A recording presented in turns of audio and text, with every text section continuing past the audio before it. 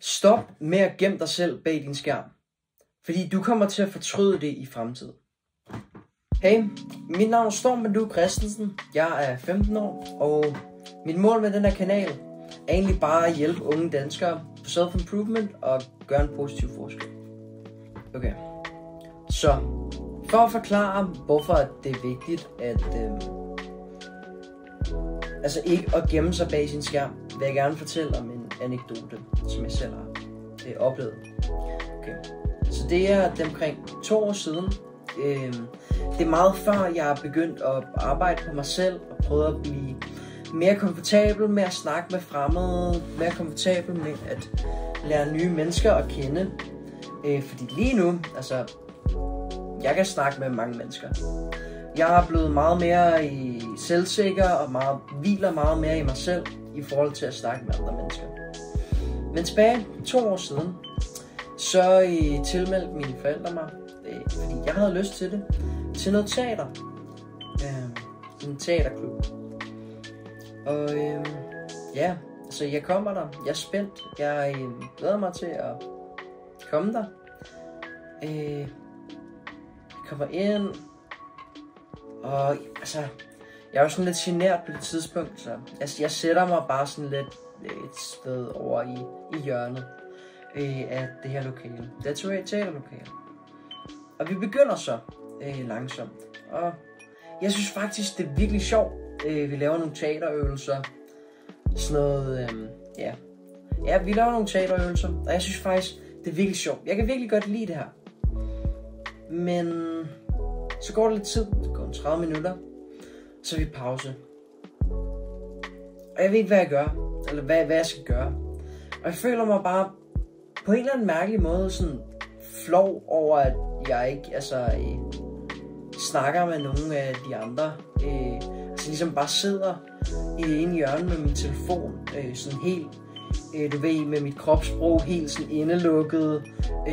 Sådan bøjer mig ind over min telefon. Og det ender mig simpelthen med, at jeg bliver så sådan, det ved jeg ikke, flov, flov. At jeg sådan sætter mig ind på toilettet, indtil pausen den er færdig. Og det jeg gerne vil have, for at være helt ærlig, det jeg gerne ville have haft i det tidspunkt var, at jeg var social, at jeg ligesom var udadvendt, eller jeg i det mindste hvilede nok i mig selv til, at jeg tænkte, det er fint, jeg behøver ikke at snakke med de her mennesker, det er fint, til ikke at blive flov over, at jeg ikke kendte nogen, eller ikke snakkede med nogen.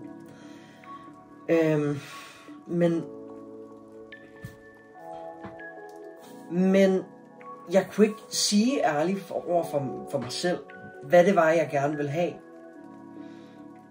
Fordi at det var meget mere komfortabelt bare at sidde og kigge ned i min skærm.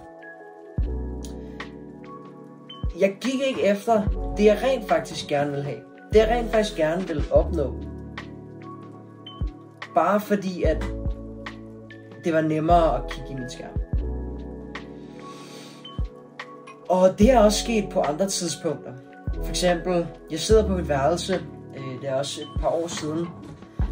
Og jeg plejede at virkelig spille computer meget. Det gør jeg så overhovedet ikke længere. Selvom du siger, det var meget sjovt, ikke? Men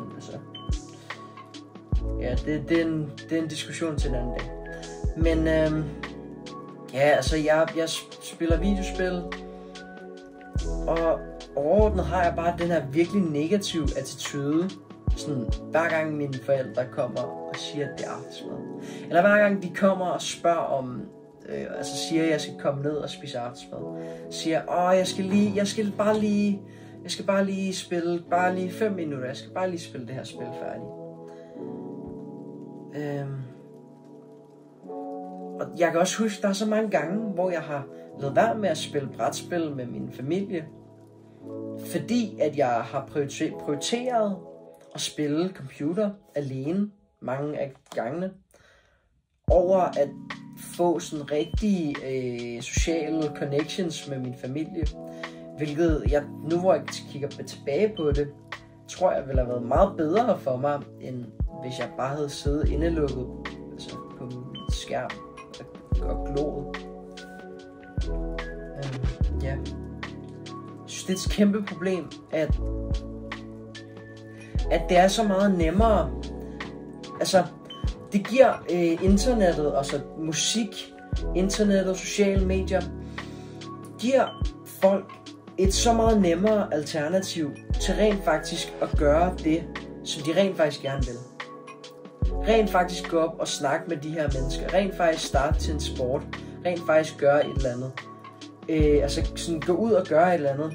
Det er så meget nemmere ikke at indrømme sig over for sig selv, hvad det er, man gerne vil have, hvad man gerne vil ændre ved sig selv. Hvis man har et sted, hvor man altid kan slippe væk. Hvor man altid kan slippe væk fra verden. Og nu siger jeg ikke, at escapism, eller altså det her med at slippe væk fra verden, det behøver ikke altid at være en dårlig ting.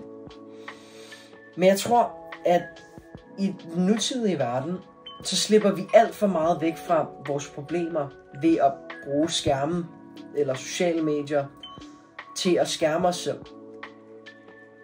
Og det er så vigtigt, at vi siger til os selv, hvad vi gerne vil have.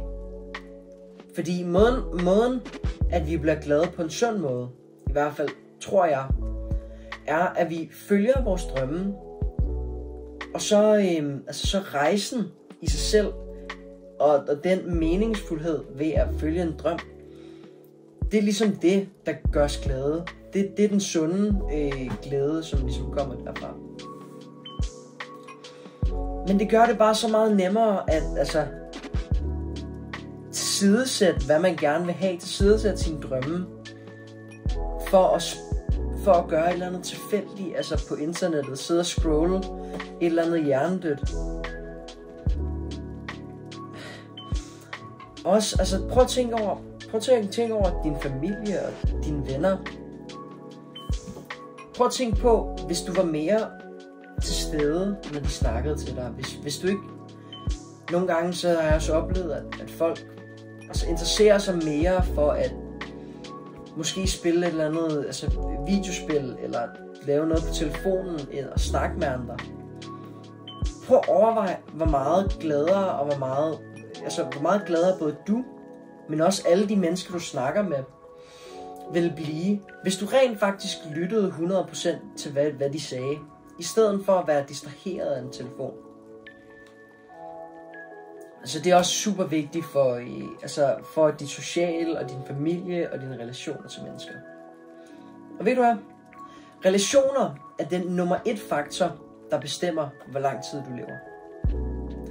Hvis du ikke har ordentlige relationer til mennesker, hvis du ikke har gode, dybe relationer til mennesker, du elsker, så er chancerne, at du ikke kommer til at leve særlig langt. Så prøv at tænke over det. Som en konklusion, så please, bred budskabet ud. Prøv at tænke over dig selv. Og så bare generelt, prøv please at lade være med at bruge sociale medier og computerspil og andre af de her ting til at slippe væk fra den virkelige verden. Du bliver nødt til at stå over for dine egne drømme, og stå over for, hvad du gerne vil have, og stå over for de problemer, du har i dit liv. Det nytter ikke noget at prøve at slippe væk fra dem. Fordi det kommer kun til at ende med, at du bliver deprimeret. Det er i hvert fald det, som jeg tror.